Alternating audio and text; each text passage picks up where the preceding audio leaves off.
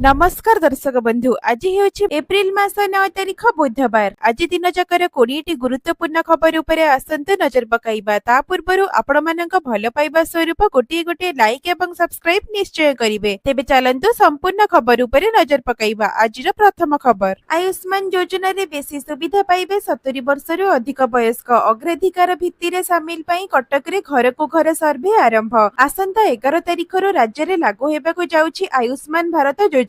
राज्य सरकार पूर्व स्वास्थ्य बीमा कार्ड रो प्राय सबु सुविधा आयुष्मान भारत कार्ड रे मिलिबो। तेबे पूर्व बीमा रे 900 मेडिकल रे चिकित्सा सुविधा मिलुथिबा बेले एबे आयुष्मान भारत कार्ड रे सारा देश रे 29,000 मेडिकल रे चिकित्सा सुविधा मिलिबो। किंतु आयुष्मान भारत योजना रे सबुठु बड़ सुविधा मिलिबो 70 वर्षरु अधिक वयस्क लोकंकु। नुआ आयुष्मान भारत योजना रे 70 वर्ष बयसरु अधिक समस्त व्यक्ति मागणा चिकित्सा सेवा पाइबे। कोटिपतिठु आरंभ करी साधारण गरीब लोक जीए भी 70 वर्षरु अधिक वयस्क सेमाने समस्ते आयुष्मान भारत योजना रे चिकित्सा सेवा पाइबे। 70 वर्ष वयस्क जेउ माने पूर्वरु राज्य सरकारक स्वास्थ्य बीमा योजना रे शामिल अछंती सेमाने स्वाभाविक भाबे आयुष्मान भारत योजना रे शामिल हेबे। किंतु जेउ माने करदाता बा धनिक श्रेणी रो होइतिबारु सरकारी बीमा योजना रे अंतर्भुक्त होई नाहंती सेमाने एबे आधार कार्ड ई केवाईसी करी योजना रे शामिल होई परिबे। परवर्ती खबर 2027 मार्च मास सुधा समस्त पौरांचल रे 24 घंटिया विशुद्ध पानीय जलर व्यवस्था हेबो। राज्यर समस्त पौरांचल रे विशुद्ध पानीय जल जोगाण व्यवस्था संपर्क रे गृह निर्माण एवं नगर उन्नयन मंत्री डॉक्टर कृष्णचंद्र महापात्र समीक्षा करिसेंती।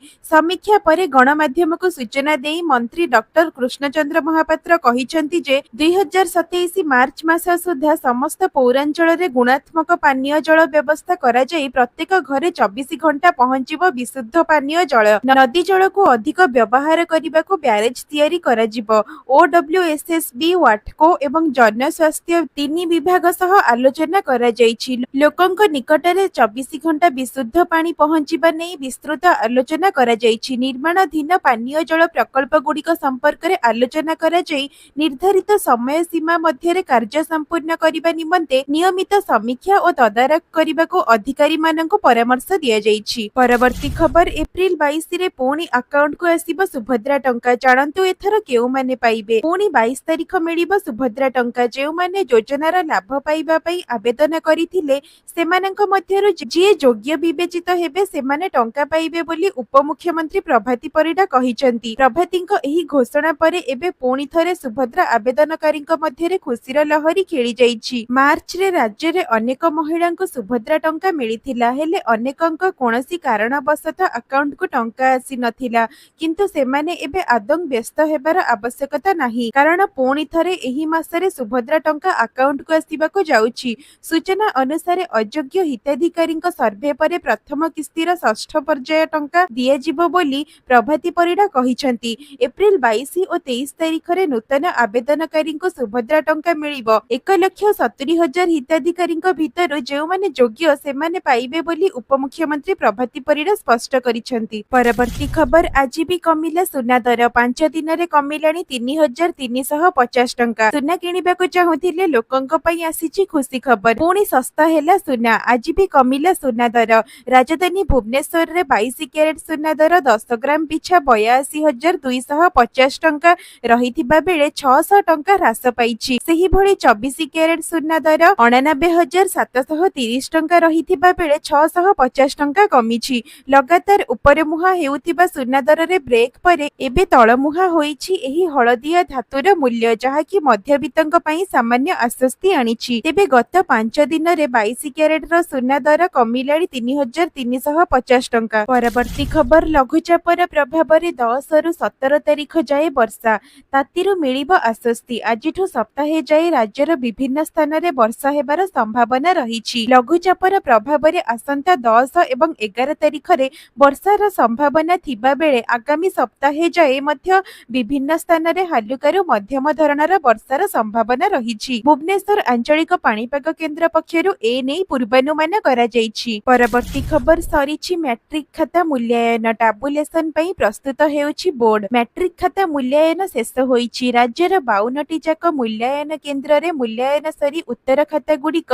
माध्यमिक शिक्षा परिषद बा बोर्ड कार्यालय रे कड़ा सुरक्षा ବ୍ୟବସ୍ଥାରେ ପହଞ୍ଚିବା ପରେ ସେଗୁଡ଼ିକର ଟାବୁଲେସନ ପାଇଁ ପ୍ରସ୍ତୁତି ଆରମ୍ଭ ହୋଇଛି। ଟାବୁଲେସନ କିପରି ତ୍ରୁଟିଶୂନ୍ୟ ହେବ ସେଥିଲାଗି ବୋର୍ଡ କର୍ତ୍ତୃପକ୍ଷ ଗୁରୁତ୍ୱ ଦେଇଛନ୍ତି। ଏଥିଲାଗି ଦାୟିତ୍ୱରେ ଥିବା ଅଧିକାରୀମାନଙ୍କ ସହିତ କର୍ତ୍ତୃପକ୍ଷ ସମୀକ୍ଷା କରିଛନ୍ତି। ଟାବୁଲେସନ ପରେ ପରୀକ୍ଷା ଫଳ ପ୍ରସ୍ତୁତ ଲାଗି ପ୍ରୋସେସିଂ କରାଯିବ। ମେ ମାସର ପ୍ରଥମ ସପ୍ତାହରେ ଫଳ ପ୍ରକାଶନ ଲାଗି ସମୟ ଧାର୍ଯ୍ୟ ରହିଥିବାରୁ ଟାବୁଲେସନ ଓ ମାର୍କ ପ୍ରୋସେସିଂ କାର୍ଯ୍ୟ ଆସନ୍ତା 2 ସପ୍ତାହ ମଧ୍ୟରେ ଶେଷ କରିବାକୁ ଧାର୍ଯ୍ୟ ରଖିଛନ୍ତି ବୋର୍ଡ କର୍ତ୍ତୃପକ୍ଷ। ପରବର୍ତ୍ତୀ ଖବର ଚଳିତ ମାସ ଶେଷ ସୁଦ୍ଧା ଶ୍ରୀଜୀଉଙ୍କ ଧାଡି ଦର୍ଶନ ବ୍ୟବସ୍ଥା ସୂଚନା ଦେଲେ ମନ୍ତ୍ରୀ। ଚଳିତ ମାସ ଶେଷ ସୁଦ୍ଧା ଶ୍ରୀଜୀଉଙ୍କ ଧାଡି ଦର୍ଶନ ବ୍ୟବସ୍ଥା ହେବ ସୂଚନା ଦେଲେ ଆଇନ ମନ୍ତ୍ରୀ ପୃଥ୍ୱୀରାଜ ହରିଚନ୍ଦନ।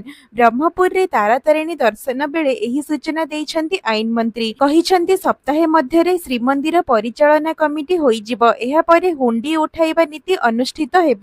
ପରିଚାଳନା କମିଟିର ପ୍ରସ୍ତାବ ଓ ସରକାରଙ୍କ ଅନୁମତି ପରେ ହୁଣ୍ଡି ସ୍ଥାନାନ୍ତର ହେବ। ଧାଡି ଦର୍ଶନ ପାଇଁ ସମସ୍ତ ବ୍ୟବସ୍ଥା ସରିଥିବା କହିଛନ୍ତି ଆଇନ ମନ୍ତ୍ରୀ ପୃଥ୍ୱୀରାଜ ହରିଚନ୍ଦନ। ଶୃଙ୍ଖଳିତ ଦର୍ଶନ ପାଇଁ ଧାଡି ଦର୍ଶନ ବ୍ୟବସ୍ଥା କରାଯିବ। ପରବର୍ତ୍ତୀ ଖବର ଛପା ହେବ ନୂଆ 10 ଟଙ୍କିଆ 500 ଟଙ୍କିଆ ନୋଟ ଖୁବ୍ ଶୀଘ୍ର ହେବ ପ୍ରଚଳନ। ରିଜର୍ଭ ବ୍ୟାଙ୍କ ଅଫ୍ ଇଣ୍ଡିଆ ବଜାରରେ ନୂଆ 500 ଟଙ୍କିଆ ଏବଂ 10 ଟଙ୍କିଆ ନୋଟର ପ୍ରଚଳନ କରିବାକୁ ପ୍ରସ୍ତୁତ ହେଉଛି। ଦୁଇଟି ଯାକ ନୋଟରେ ବଡ଼ ପରିବର୍ତ୍ତନ ହେବା ନେଇ ଅନୁମାନ କରାଯାଉଛି। ସେଣ୍ଟ୍ରାଲ ବ୍ୟାଙ୍କ ପକ୍ଷରୁ ଏ ନେଇ ମିଳିଥିବା ସୂଚନା ଅନୁସାରେ ନୋଟରେ ହେବାକୁ ଥିବା ପରିବର୍ତ୍ତନରେ ଲୋକଙ୍କ ଉପରେ ବଡ଼ ପ୍ରଭାବ ପଡ଼ିବ ନାହିଁ। ନୋଟରେ ନୂଆ ଗଭର୍ଣ୍ଣର ସଞ୍ଜୟ ମଲ୍ହୋତ୍ରାଙ୍କ ଦସ୍ତଖତ ରହିବ।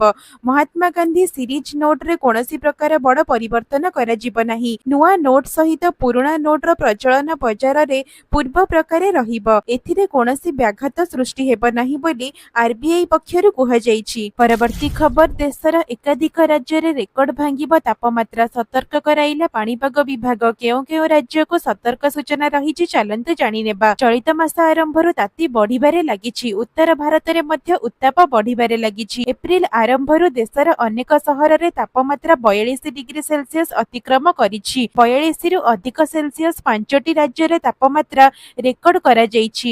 ଆସନ୍ତା 3 ଦିନ ପାଇଁ ରାଜସ୍ଥାନ, ମହାରାଷ୍ଟ୍ର ଓ ଦେଶର ରାଜଧାନୀ ଦିଲ୍ଲୀରେ ତାତି ଆହୁରି ବଢିବ। ଏପ୍ରିଲ ପ୍ରଥମ ସପ୍ତାହରେ ଅନେକ ସହରରେ ତାପମାତ୍ରାରେ ବଡ଼ ପରିବର୍ତ୍ତନ ଦେଖାଯିବ, ଯାହା 3 ଡିଗ୍ରୀରୁ 6.9 ଡିଗ୍ରୀ ପର୍ଯ୍ୟନ୍ତ ଅଧିକ ରହିବ। ଆଗାମୀ ଦିନରେ ଦିଲ୍ଲୀ, ରାଜସ୍ଥାନ, ମହାରାଷ୍ଟ୍ର, ମଧ୍ୟପ୍ରଦେଶ, ଓଡ଼ିଶା ଆଦି ରାଜ୍ୟକୁ ହିଟ୍ ୱେଭ୍ ଜାରି କରାଯାଇଛି। ଏଥିସହିତ ଦିଲ୍ଲୀରେ ୟେଲୋ ଆଲର୍ଟ, ଗୁଜରାଟରେ ରେଡ୍ ଆଲର୍ଟ ଏବଂ ରାଜସ୍ଥାନରେ ଅରେଞ୍ଜ ଆଲର୍ଟ ଜାରି ହୋଇଛି। ପାଣିପାଗ ବିଭାଗ କହିଛି ସନ୍ଧ୍ୟାରେ ଦକ୍ଷିଣ ପୂର୍ବ ଦିଗରୁ ପବନ ବହିବ ଏବଂ ତାପମାତ୍ରା 45.6 ଡିଗ୍ରୀ ସେଲସିୟସ ରେକର୍ଡ ହେବା ନେଇ ସୂଚନା ମିଳିଛି। ପରବର୍ତ୍ତୀ ଖବର ଭବ୍ୟ ରାମ ମନ୍ଦିରରେ ପ୍ରାଣ ପ୍ରତିଷ୍ଠା ହେବ ରାମ ଦରବାର। ଅଯୋଧ୍ୟା ଭବ୍ୟ ରାମ ମନ୍ଦିରରେ ଭଗବାନ ରାମ ଲଲାଙ୍କର ପ୍ରାଣ ପ୍ରତିଷ୍ଠା ଉତ୍ସବର ପ୍ରାୟ 1.5 ବର୍ଷ ପରେ ଏବେ ଆଉ ଏକ ପ୍ରାଣ ପ୍ରତିଷ୍ଠା ହେବାକୁ ଯାଉଛି। ରାମ ମନ୍ଦିରରେ ପ୍ରଭୁ ଶ୍ରୀରାମଙ୍କ ବିଶାଳ ଦରବାର ମଧ୍ୟ ନିର୍ମିତ ହୋଇଛି। ଏହି ଦରବାର ମନ୍ଦିରର ପ୍ରଥମ ମହଲାରେ ନିର୍ମିତ, ଯାହାକୁ ରାମ ଦରବାର ଭାବରେ ପ୍ରତିଷ୍ଠିତ କରାଯିବ। ଏହି ପବିତ୍ର ସମାରୋହକୁ ମହାନ କରିବା ପାଇଁ ପ୍ରସ୍ତୁତି ଚାଲିଛି। ନିକଟରେ ଶ୍ରୀ ରାମ ମନ୍ଦିର ତୀର୍ଥକ୍ଷେତ୍ର ଟ୍ରଷ୍ଟର ବୈଠକରେ ଉତ୍ସବର ପ୍ରସ୍ତୁତି ସମୀକ୍ଷା କରାଯାଇଥିଲା ଏବଂ ଟ୍ରଷ୍ଟର ମହାସଚିବ ଚମ୍ପତ ରାୟଙ୍କୁ ପ୍ରତିଷ୍ଠା ଉତ୍ସବର ତାରିଖ ଘୋଷଣା କରିବାର ଦାୟିତ୍ୱ ଦିଆଯାଇଛି। ପରବର୍ତ୍ତୀ ଖବର ସ୍ନାନ ପୂର୍ଣ୍ଣିମା ପୂର୍ବରୁ ରତ୍ନଭଣ୍ଡାର ମରାମତି କାର୍ଯ୍ୟ ହେବ ଶେଷ। ଶ୍ରୀମନ୍ଦିର ରତ୍ନଭଣ୍ଡାର କମିଶନ ରିପୋର୍ଟ ସାର୍ବଜନୀନ କରିବା ସମ୍ପର୍କିତ ମାମଲାର ଶୁଣାଣି ସୋମବାର ଉଚ୍ଚ ନ୍ୟାୟାଳୟରେ ହୋଇଥିଲା। ରତ୍ନଭଣ୍ଡାର ଚାବି ହଜିବା ଘଟଣାରେ ଗଠିତ ଜଷ୍ଟିସ ରଘୁବୀର ଦାସ କମିଶନଙ୍କ ରିପୋର୍ଟ ବିଧାନସଭା ତଥା କ୍ୟାବିନେଟ ବୈଠକରେ ଦାଖଲ ହେବ। ଏଥିପାଇଁ ରାଜ୍ୟ ସରକାର ଉଚ୍ଚ ନ୍ୟାୟାଳୟରେ 2 ମାସର ସମୟ ମାଗିଛନ୍ତି। ସେହିଭଳି ସ୍ନାନ ପୂର୍ଣ୍ଣିମା ପୂର୍ବରୁ ରତ୍ନଭଣ୍ଡାର ମରାମତି କାର୍ଯ୍ୟ ଶେଷ ହେବ ବୋଲି ଭାରତୀୟ ପ୍ରତ୍ନତାତ୍ତ୍ୱିକ ସର୍ବେକ୍ଷଣ ସଂସ୍ଥା ସୋମବାର ଅଦାଲତକୁ ଅବଗତ କରିଛନ୍ତି। ପରବର୍ତ୍ତୀ ଖବର ଏବେ ୟୁଟ୍ୟୁବରେ ମିଳିବ ଇନଷ୍ଟାଗ୍ରାମ ଫିଚର୍ସ। ୟୁଜର୍ସଙ୍କୁ ମିଳିବ ଅନେକ ଫାଇଦା। ସର୍ଟସ କ୍ରିଏଟର ମାନଙ୍କ ପାଇଁ ୟୁଟ୍ୟୁବ ନୂଆ ଟୁଲ୍ସ ଘୋଷଣା କରିଛି। ଏହି ଫିଚର୍ସ ଗୁଡ଼ିକ ଭିଡିଓ ଏଡିଟିଂକୁ ସହଜ କରିବ, ଯାହାଦ୍ୱାରା ସମସ୍ତେ ବିନା କୌଣସି ଟେନସନରେ ସହଜରେ ସେମାନଙ୍କ ଭିଡିଓ ଏଡିଟ କରିପାରିବେ। ନୂଆ ଫିଚର୍ସ ଗୁଡ଼ିକରେ ଆପଣ ଉନ୍ନତ video editing tools, AI sticker, template ଏବଂ ଅଟୋମେଟିକ୍ ସିଙ୍କିଂ ଭଳି ଫିଚର୍ସ ପାଇପାରିବେ। ଆପଣ ଖୁବ୍ ଶୀଘ୍ର ଏହି ଫିଚର୍ସ ୟୁଟ୍ୟୁବରେ ଦେଖିବାକୁ ପାଇବେ। ପରବର୍ତ୍ତୀ ଖବର ଶକ୍ତ ଭୂମିକମ୍ପରେ ଥରିଲା ଇଣ୍ଡୋନେସିଆ। ଇଣ୍ଡୋନେସିଆର ପାଣିପାଗ ବିଭାଗ, ଜଳବାୟୁ ଏବଂ ଜିଓଫିଜିକ୍ସ ଏଜେନ୍ସିଙ୍କ ଅନୁଯାୟୀ ମଙ୍ଗଳବାର ସକାଳେ ଇଣ୍ଡୋନେସିଆର ପଶ୍ଚିମ ଆଡେ 5.9 ମ୍ୟାଗ୍ନିଚ୍ୟୁଡର ଏକ ଭୂମିକମ୍ପ ଘଟିଛି। ପ୍ରାରମ୍ଭରେ ଏଜେନ୍ସି ଭୂମିକମ୍ପର ମାତ୍ରା 6.2 ବୋଲି ରିପୋର୍ଟ କରିଥିଲା, କିନ୍ତୁ ପରେ ଏହାକୁ ହ୍ରାସ କରାଯାଇଛି। ତେବେ ଏହି ଭୂମିକମ୍ପ ଯୋଗୁଁ ଏପର୍ଯ୍ୟନ୍ତ କୌଣସି ପ୍ରକାର କ୍ଷୟକ୍ଷତି ହୋଇନାହିଁ। ଏଜେନ୍ସିଙ୍କ ଅନୁଯାୟୀ ମଙ୍ଗଳବାର ଦିନ ଏହି ଭୂମିକମ୍ପ ସମୁଦ୍ର ପତନଠାରୁ 30 କିଲୋମିଟର ଗଭୀରତାରେ ଥିଲା।